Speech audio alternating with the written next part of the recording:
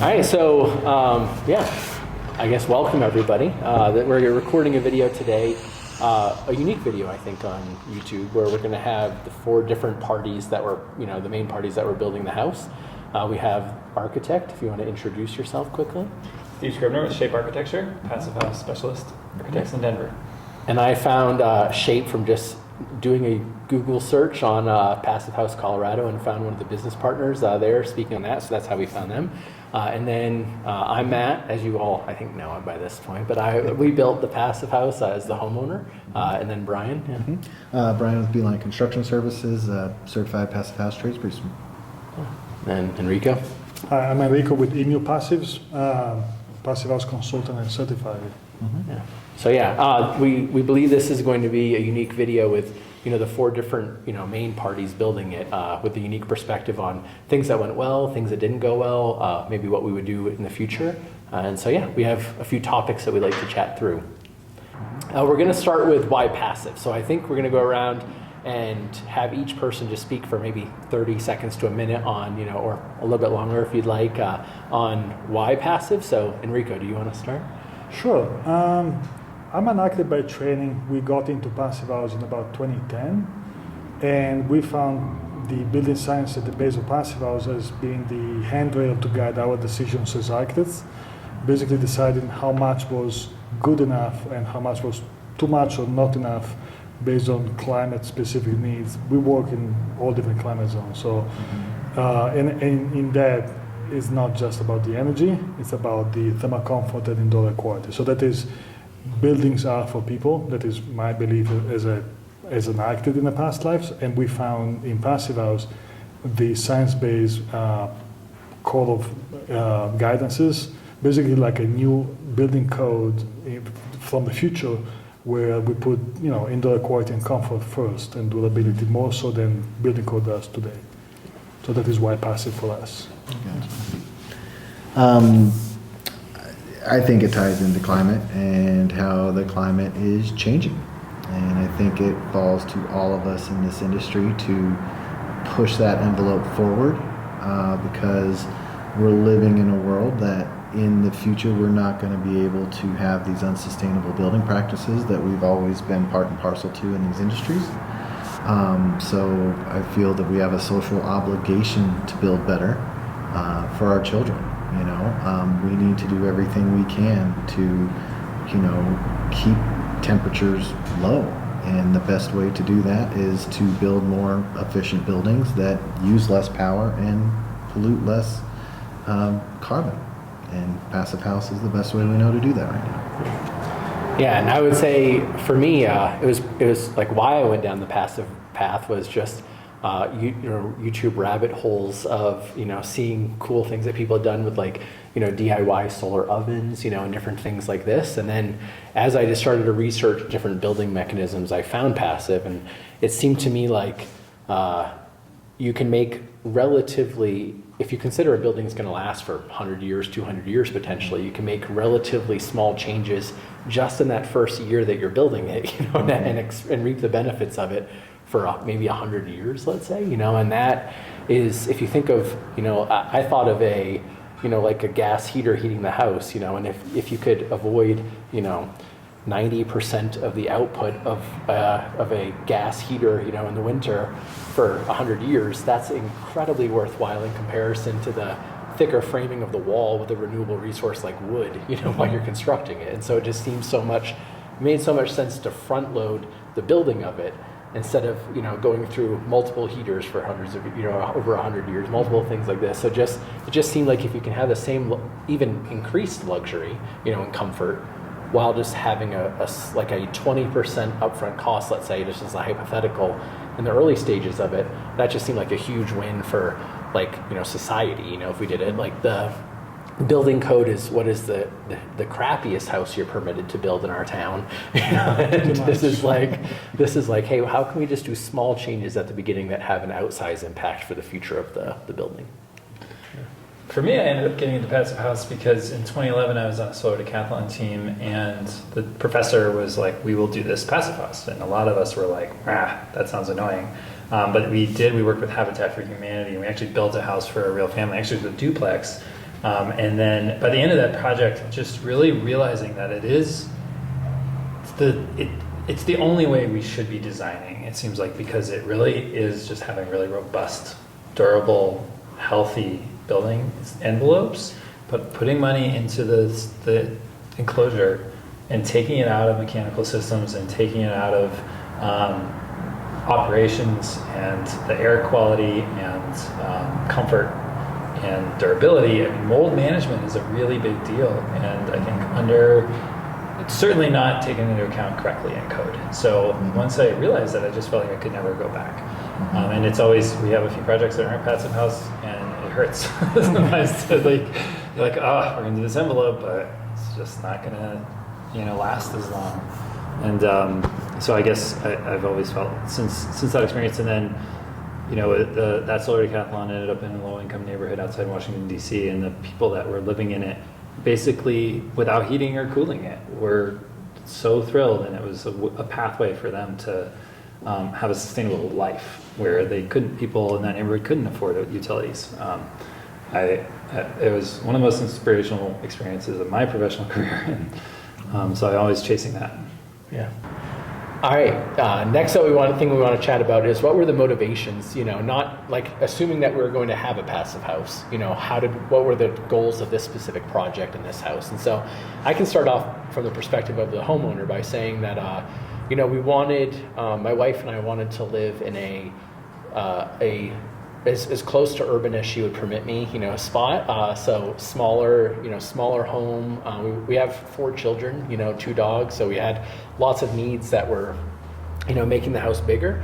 And part of our objective was to make a passive house as luxurious as we could, but having a relatively small footprint, and I think the house ended up being about 3,100 square feet or something like that. Including the basement. Yeah, including the basement. So that's about 500 square feet per person, which is relatively reasonable for how many humans there are in the home.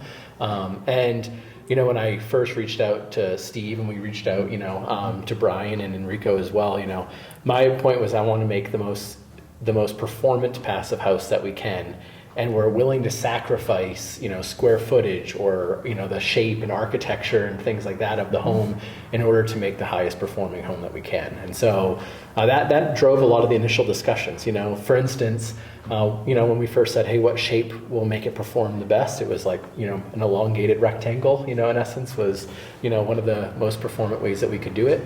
And so that was how we started down that path of just asking about performance, orientation, things like that.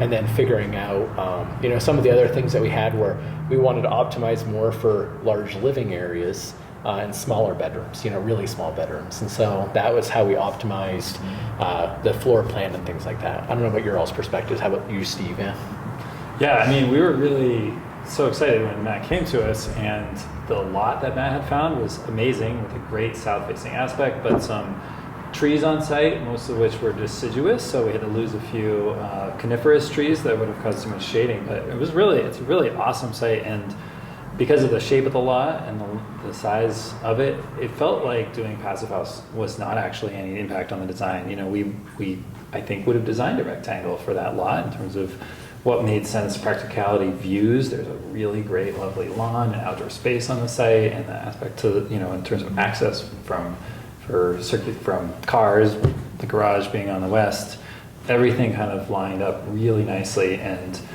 so we do have a pretty simple form, but we were also able to have asymmetrical overhangs, which I think made a little bit more of an interesting architecture, but also exactly is dialed in terms of where the sun hits the windows in the winter and when it doesn't hit the windows in the summer, with some nice large wraparound porch.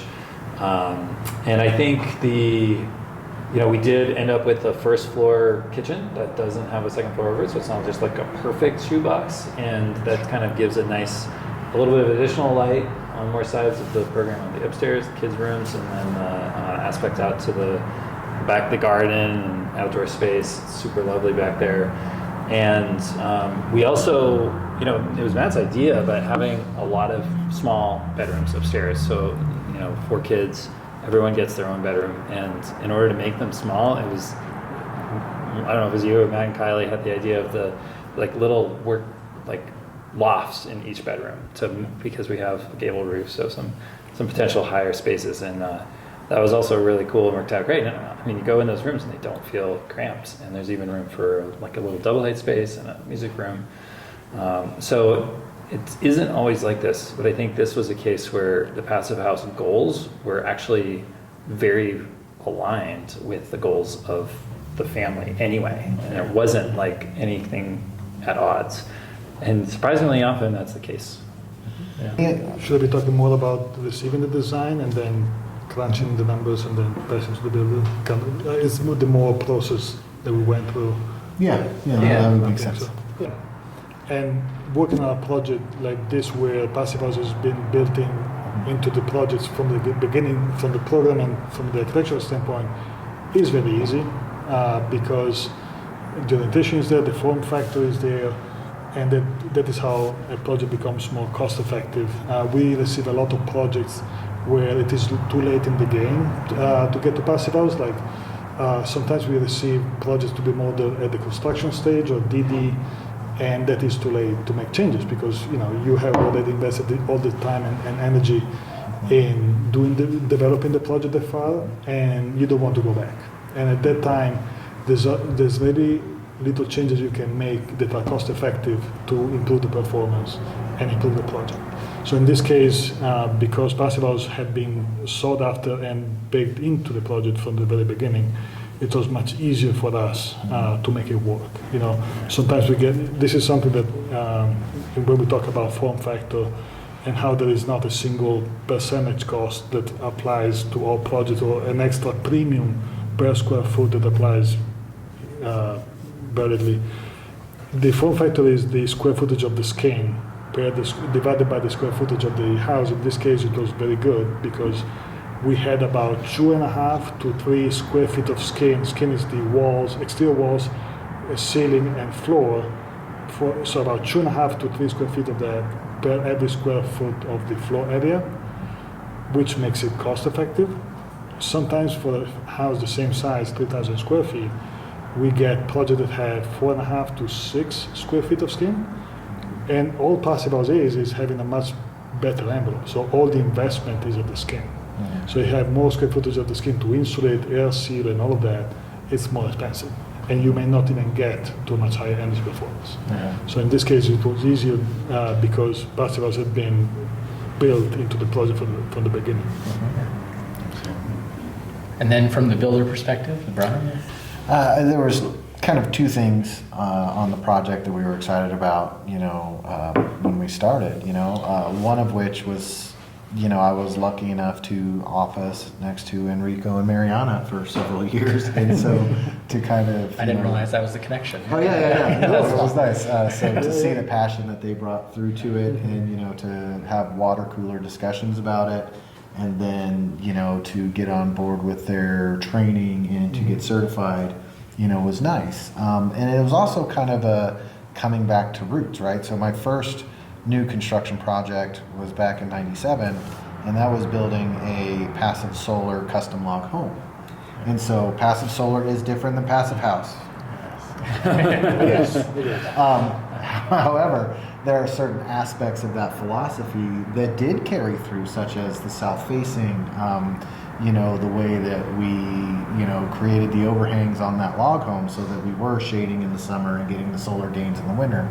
The huge central log wall we had in that house to store all of that heat that came in through the windows. The windows were junk. They were absolute junk in that log house, right? Yeah. But it served its purpose. And my brother and I, when we did that project, were really passionate about that. After that, I got into production building. And so the next 29 homes that I built were, like you said, cookie cutter production homes. They were nice. A lot of these were the McMansion homes. I mean, these are 5,000-6,000 square foot homes. They're $1 million plus homes. But the design is nothing special, and at the end of the day, people are paying exorbitant amounts for these homes.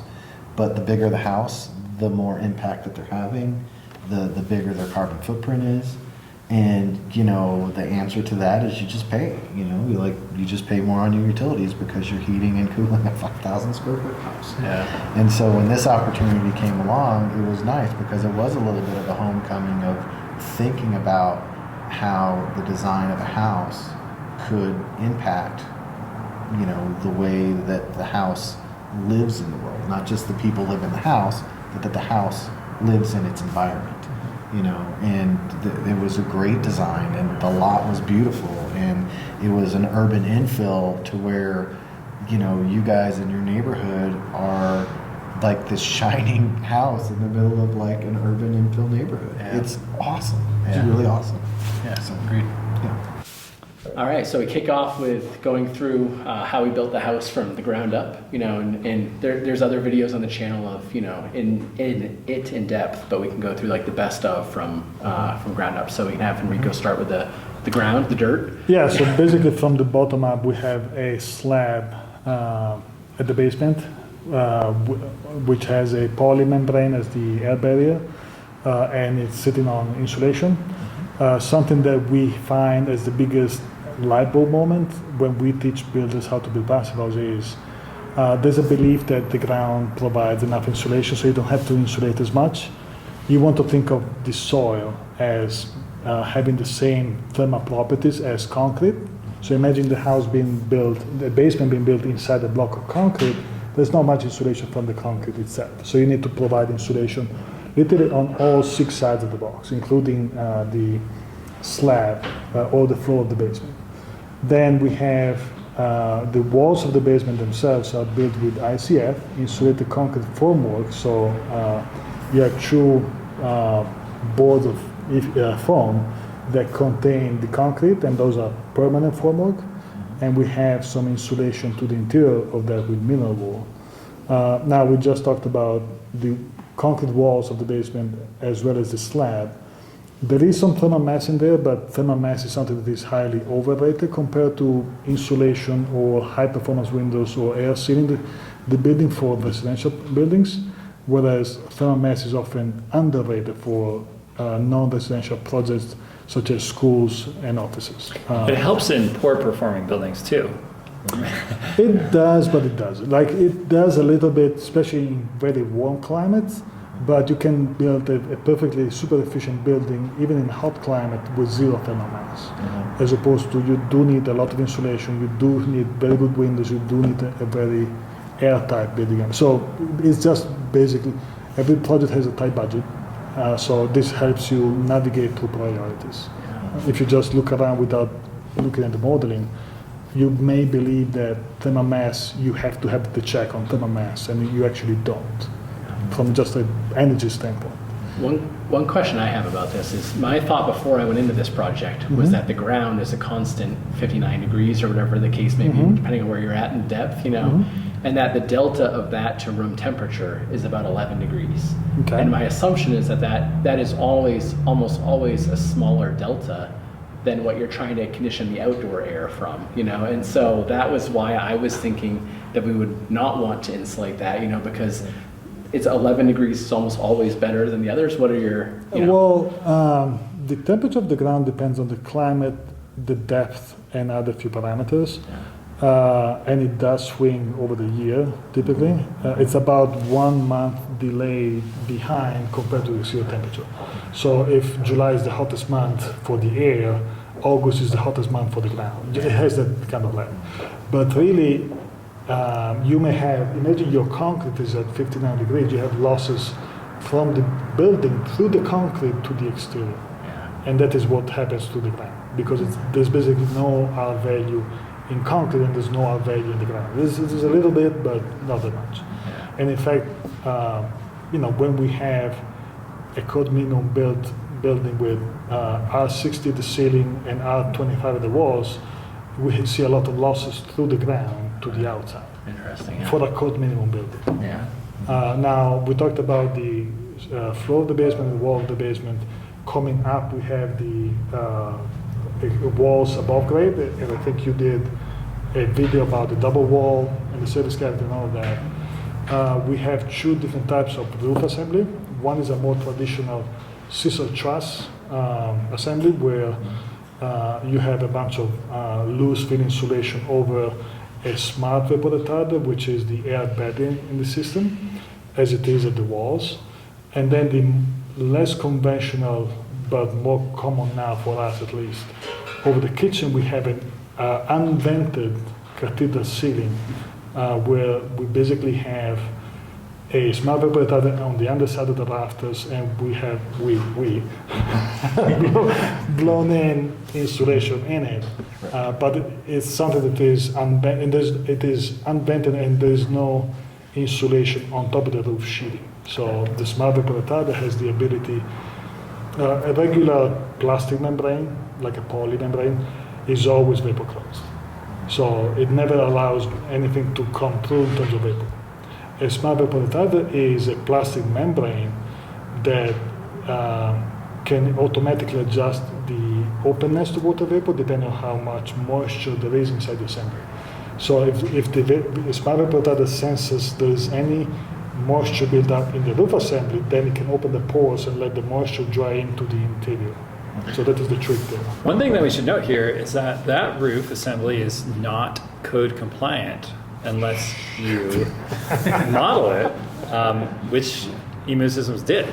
And we just had to show that to the plan reviewers and show them and explain the building science. Yeah. The reason code requires either ventilation or vapor impermeable insulation, either above or below the sheathing, is so the sheathing can't get moist and be cold and create condensation that leads to mold.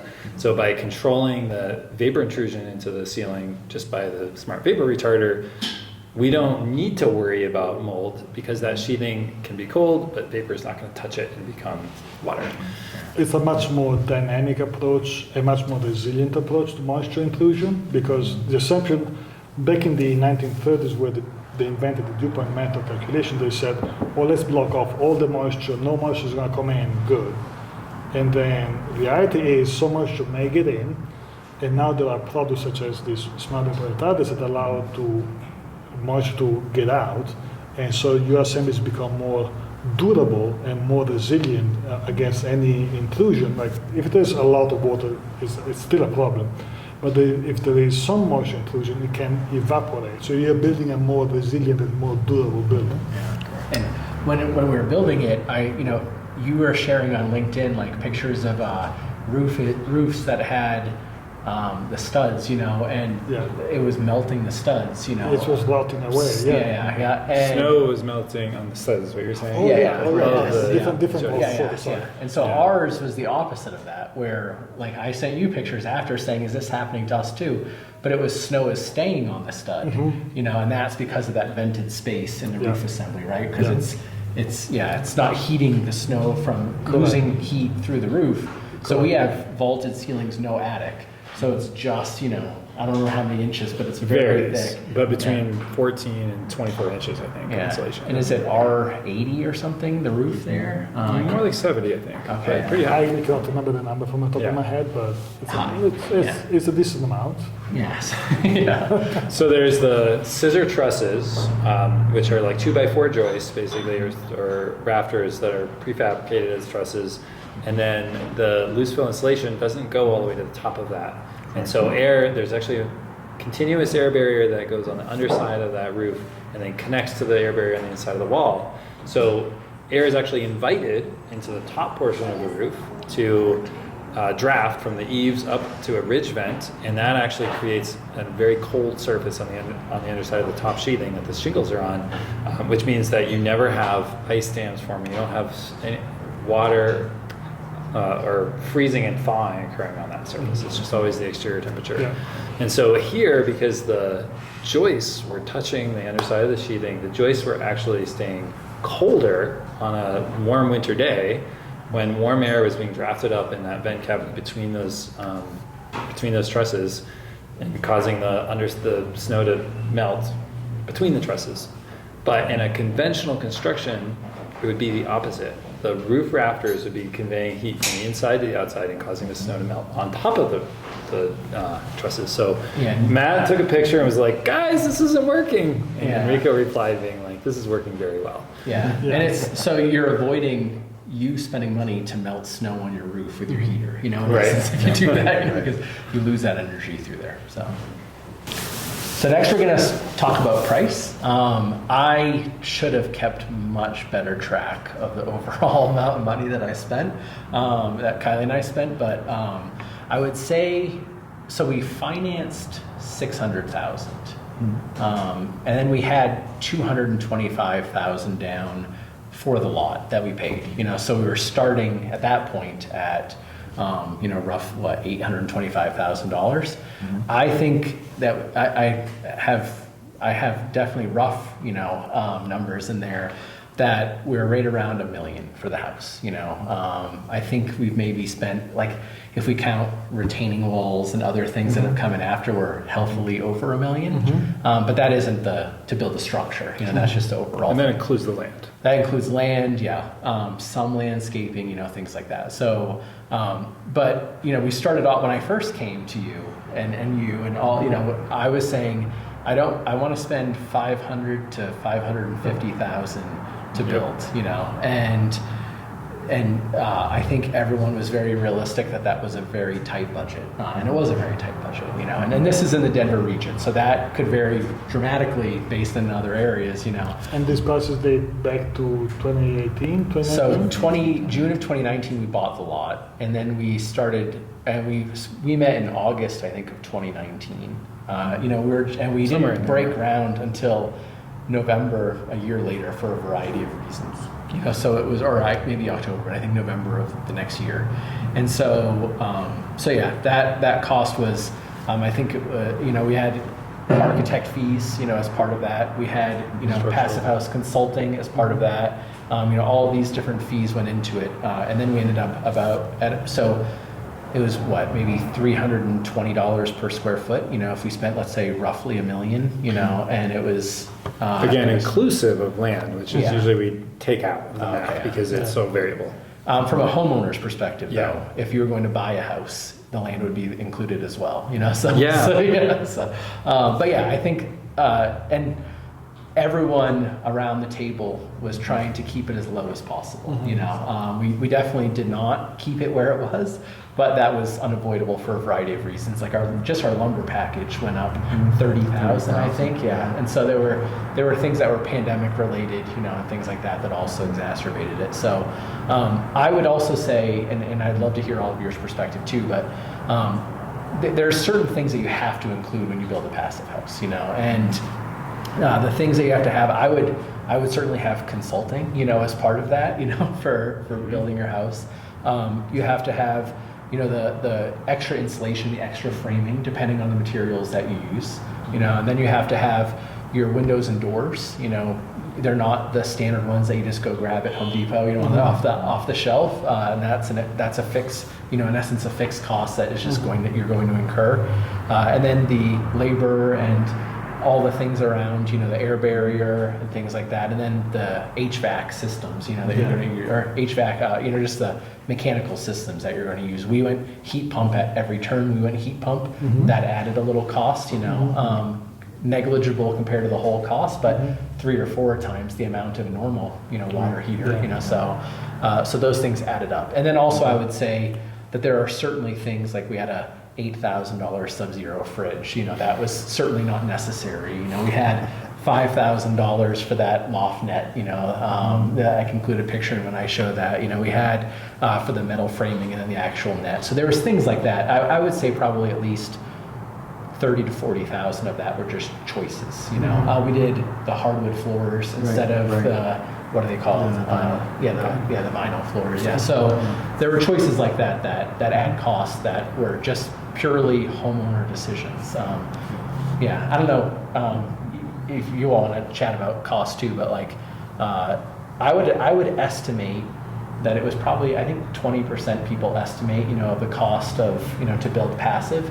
And I think that could be realistic, around 20% extra cost to build passive. If I can pitch in from my perspective about seeing other projects that are trying to go to passive, I think this project had a very good grip on cost effectiveness at every step, starting from the design, construction.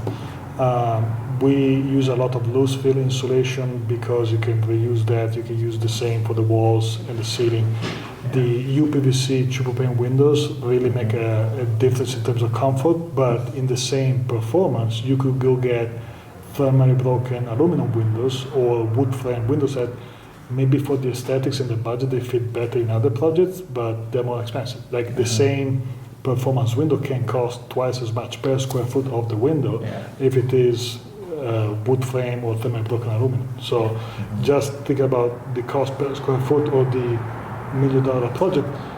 Those are items that there's one requirement: we need to have thermal comfort, and I would love to see windows at Home Depot that meet that comfort criterion for climate zone 5. Unfortunately, we don't have that yet. Well, and interestingly, we have seen over the last couple of years prices have skyrocketed of all windows.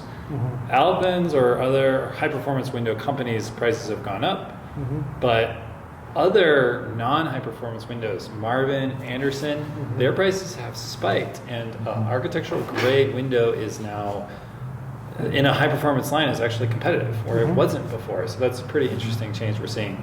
I would say that 20% delta that you just mentioned doesn't actually resonate with what we've experienced. Okay. Your house was the lowest cost per square foot house we've ever done. Yeah. And it was, which is amazing because we think it's a great house.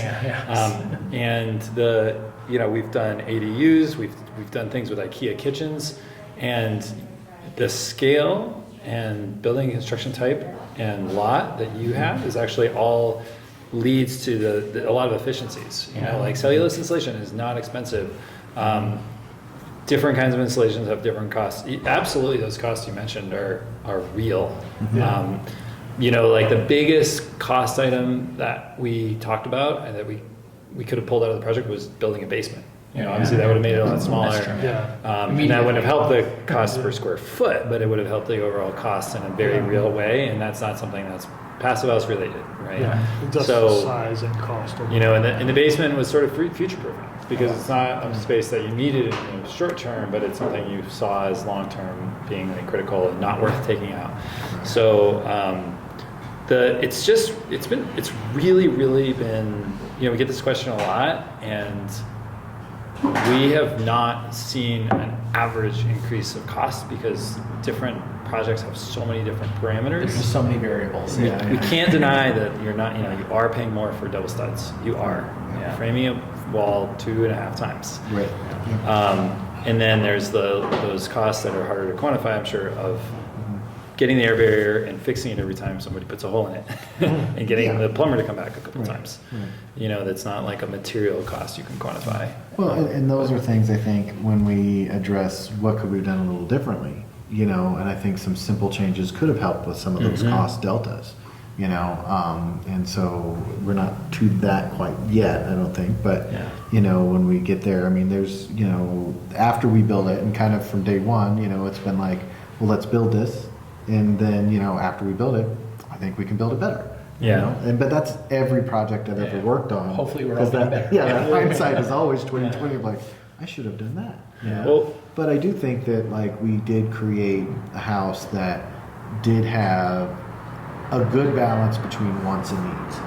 Because we did have a tight budget and we spent a lot of time going through the budget exercises to make sure that we could bring it down as much. Because I think, at one time we had the build budget up to damn near $1 million. And then we were able to bring that back down to that 600. And, so we did put a lot of thought in what we needed, what we wanted.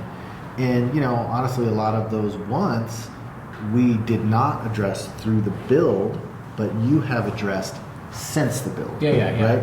And so the basement's not finished. Correct. Yeah. Well, the basement and the nets and the lofts and things like that. We had challenges during the build process to get those built and to get those approved through the cities.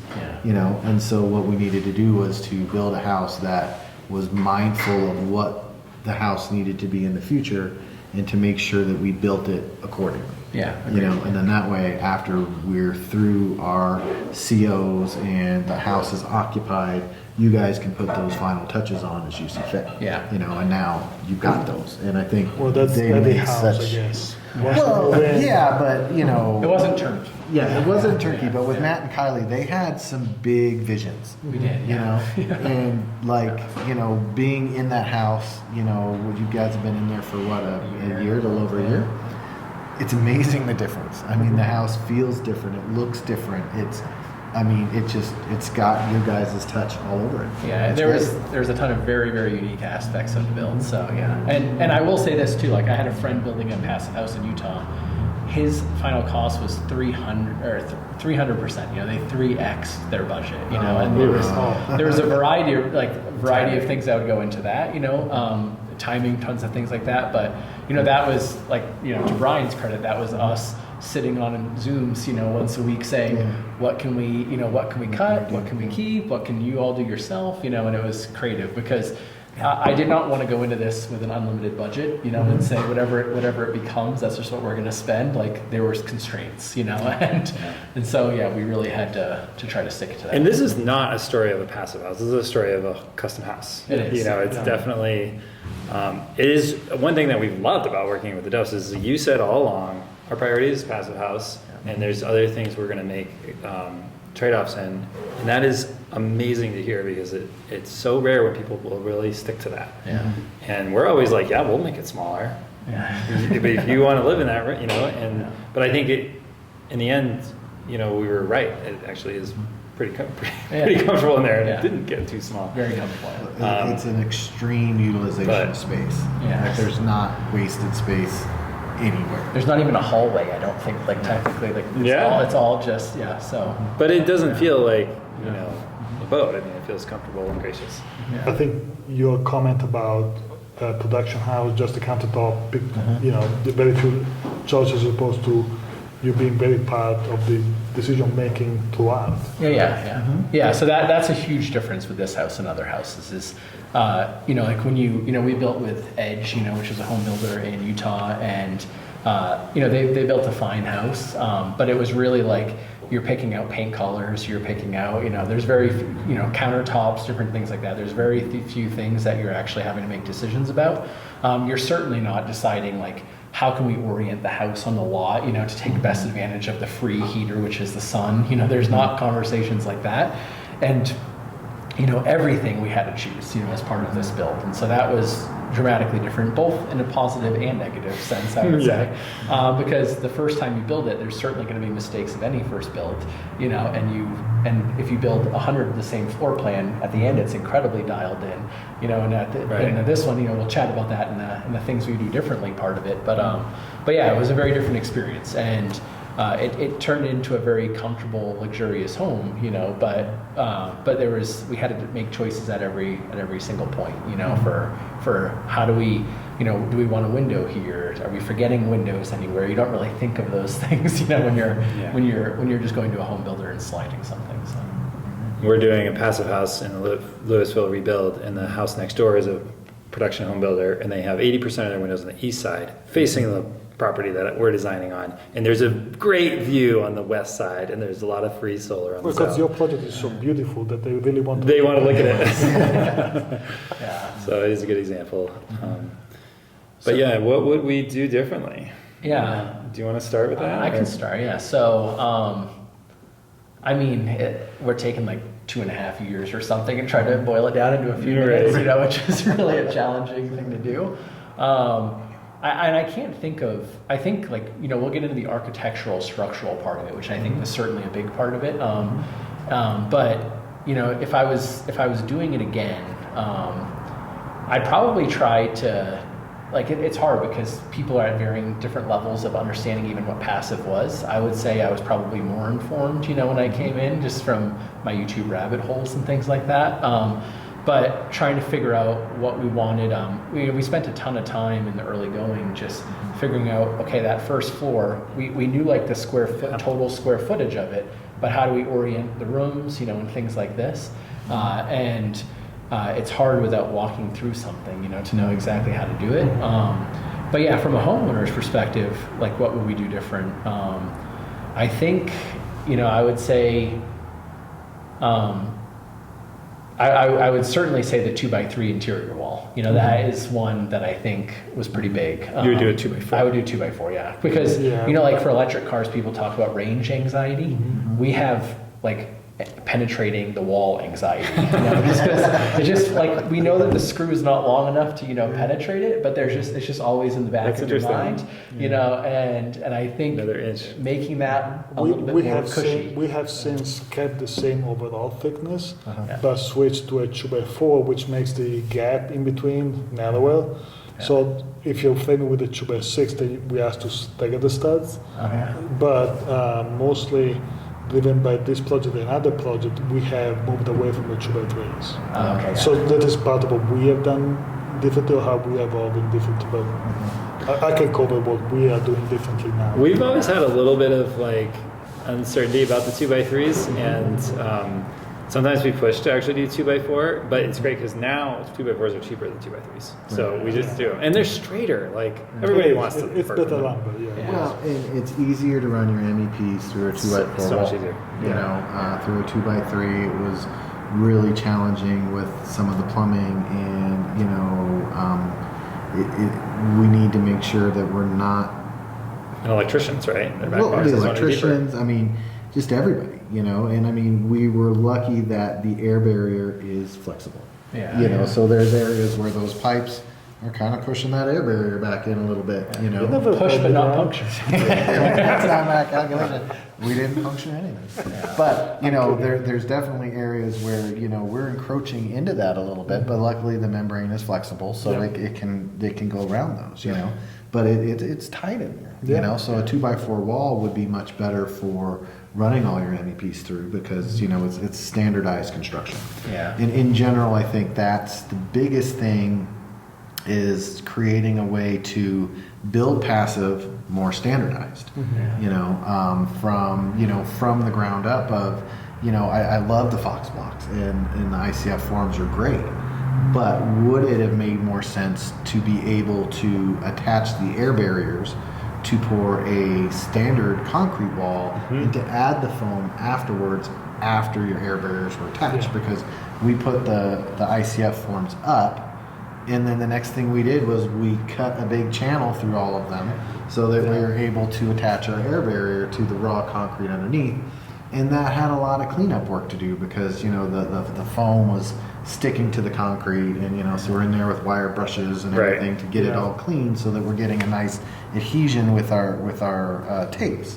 Whereas if we would have poured. In that is because the concrete inside the ICF, it was planned to be the air barrier. Correct. And so in connecting, for example, the air barrier of the floor, that was the poly, you have to positively connect to the concrete, not to the foam. The foam is not itself an air barrier. And we have since changed that to having a liquid applied to the interior face of the ICF. The ICF itself is not an air barrier. That's something. There's a myth out there, and some supplier say that the formwork is an air barrier. It is not. But we have since, to simplify life, basically now the spec of the same wall assembly has switched to having a liquid applied to the interior of the formwork. Right.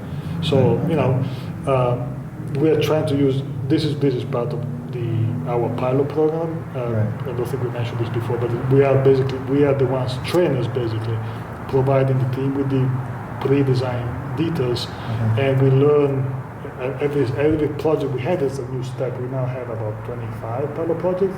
So hopefully now this is something that started years ago, this project, and now we are 3 or 4 or 5 years after. So hopefully we have learned something from this process. Coming up out of the ground, that leads to the conversation of the exterior wall assembly. And it is interesting because a little bit after this one, once this was under construction, we did another one, and we chose to do it with a single stud 2x6 with exterior insulation, because we were seeing how the sequencing was much less challenging with that assembly. But with that one, it was a little bit later, and it became impossible to procure exterior mineral wool insulation. Absolutely, just like not only was it expensive, it became expensive, but it became like supply chain. Just not even available. Not even like a 6-month lead time, but like, I don't know, maybe 2 years. Yeah. So we ended up with foam exterior insulation, which worked for the for the thermal properties, but it was hard for the builder to get. It caused delays, and it didn't have the acoustic properties we were looking for in that exterior wall because of the location. It needed to be quiet.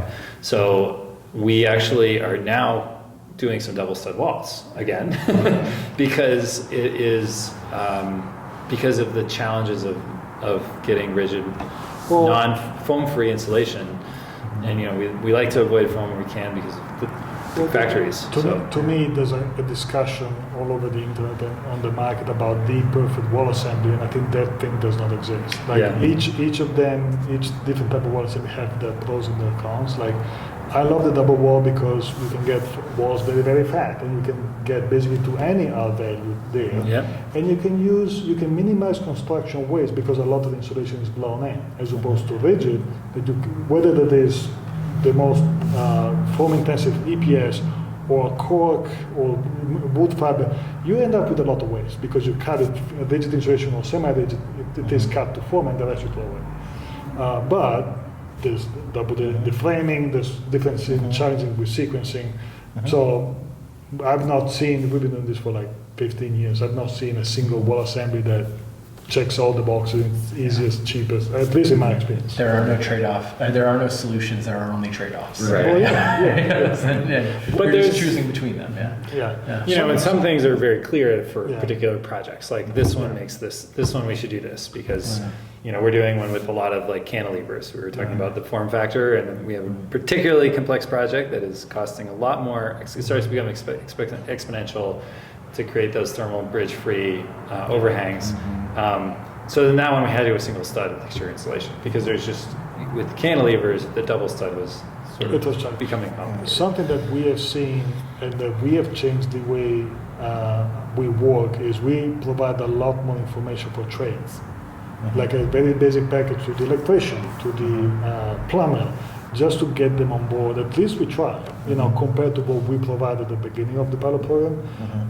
Just as a simple, like trying to engage them. And there's only so much you can do on an onboarding call because like if you don't have visuals, you don't have documentation. So we are investing in getting the trades more involved in this via videos, via documents. Like at least we provide them with something to look at. If they can. Cabling is the biggest product we can buy here. Yeah.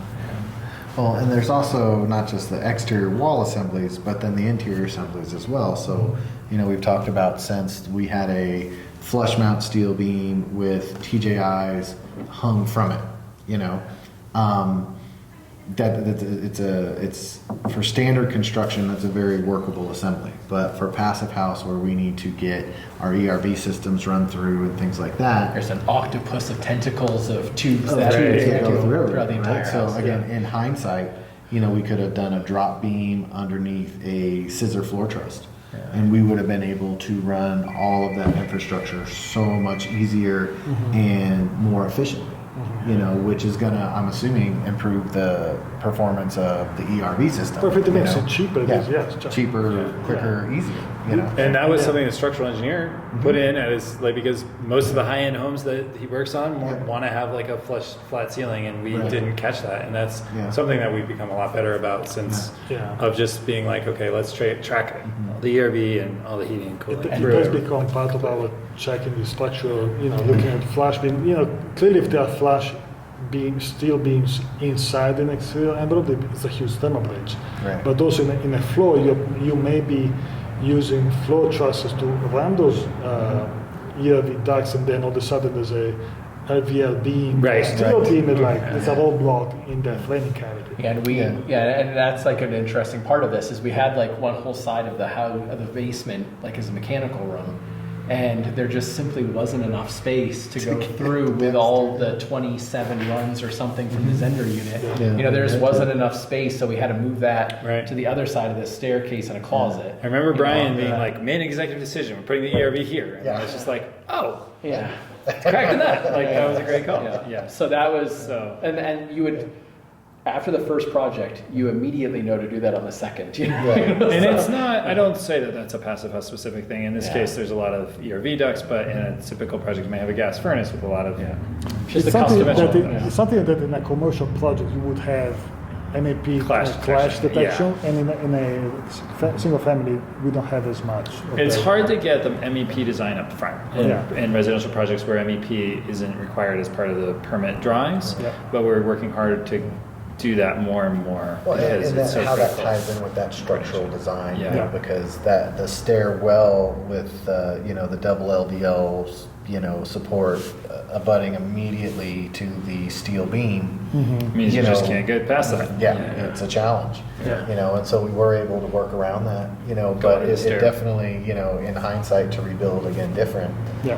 You know, there are a number of ways we could do it. You know, from the paper on.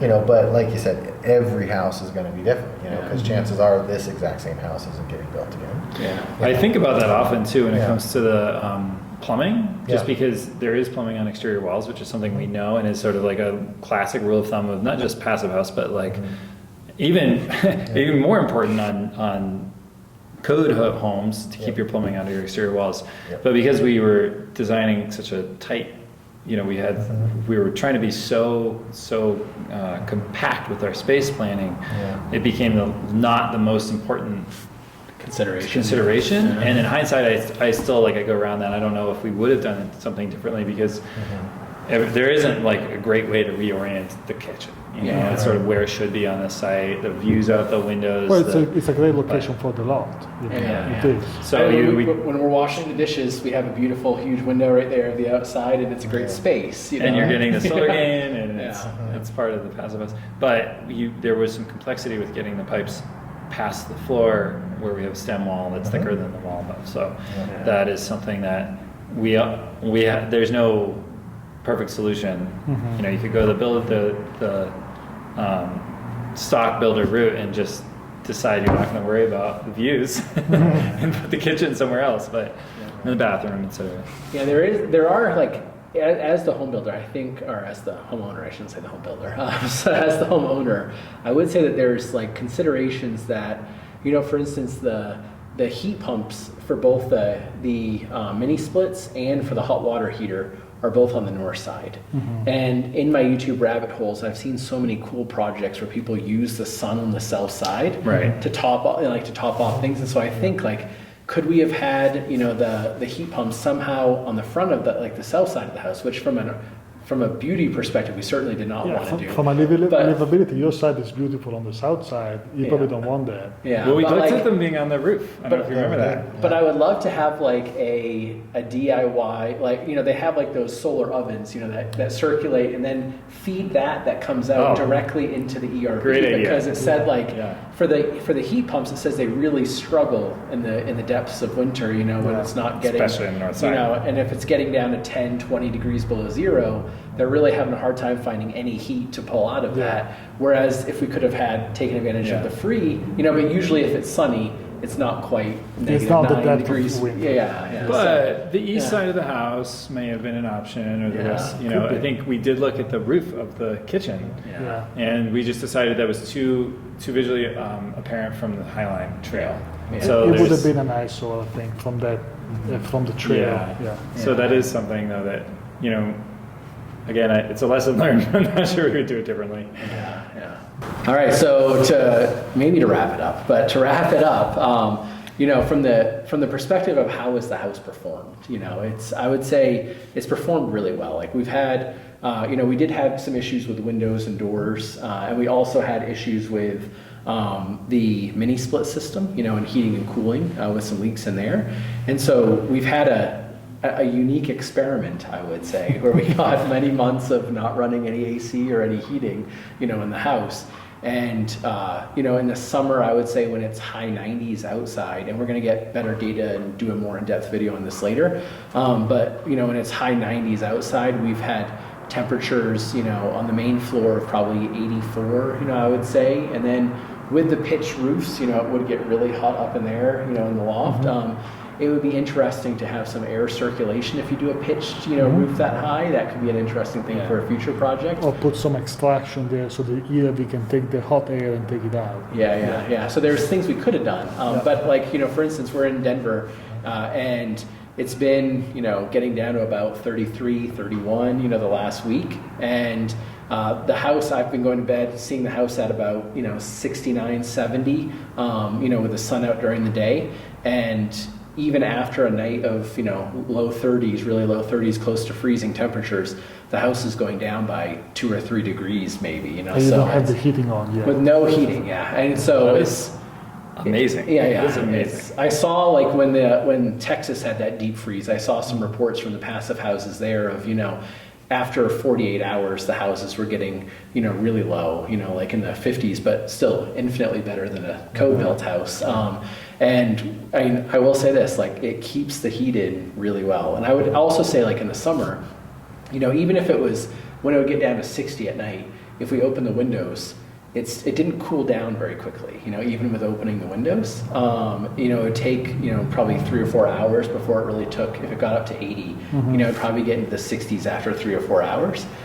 In the summer, that wasn't ideal. In the winter, that's absolutely fantastic. That holds the heat in so well, and I think, we didn't have the net up yet, so we couldn't open those really big windows, above the loft. That probably would have taken the temperature down even quicker. But yeah, it's really slow to lose heat, is what I would say. It's very constant. Yeah. So it just, like even if we opened a couple windows, it wasn't immediately dropping it to the temperature outside by any stretch. Yeah. I can't tell you how happy this is making me for 2 reasons. One is because we knew there were some window issues. Yeah. The windows were not sealing properly, and they were difficult to use, and that has been a sort of challenge since you occupied the house, and it's been frustrating. And to hear that they've been mostly resolved, but not 100%, I believe. Yeah. So even in that condition, what you're saying is what the Holy Grail, what we do this for, right? Yeah. That is the absolute real sustainability, real resilience. Yeah. Nothing else is real resilience, right? Yeah. If you can not put any energy, like no energy, into the house, your lights are LED. Those aren't providing heat energy. Yeah. The only thing providing heat is the sun and your 8 bodies. Yeah, and cooking. But very little. Yeah. And so, that's true. You need to cook to survive.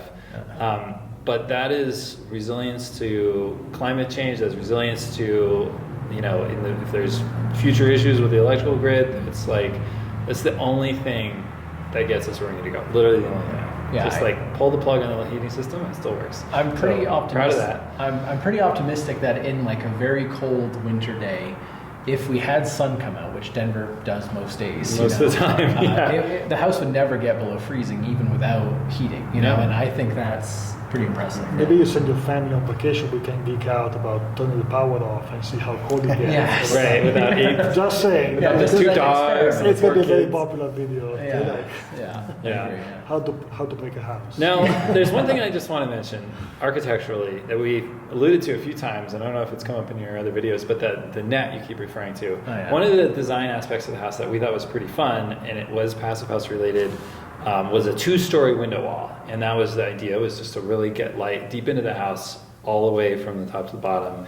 And in order to make the 2-story window wall, we had about a 10-foot deep recess at the second floor. Mm-hmm. And so one of the Duff's really cool ideas was to, instead of having like a guardrail between the piano room or the study music room and those windows, but to have like an occupiable net. And they showed us a precedent picture, and we basically designed for that.